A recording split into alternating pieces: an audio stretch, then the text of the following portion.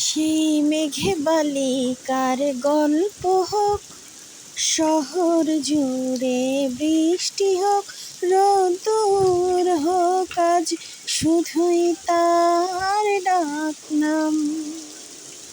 পাতা ঝরা শব্দ টুকরোরা, কাল বৈশাখীর মতো মুখ চোরা, সব ভিজে যাক, শুধু বেঁচে থাক অভিমান।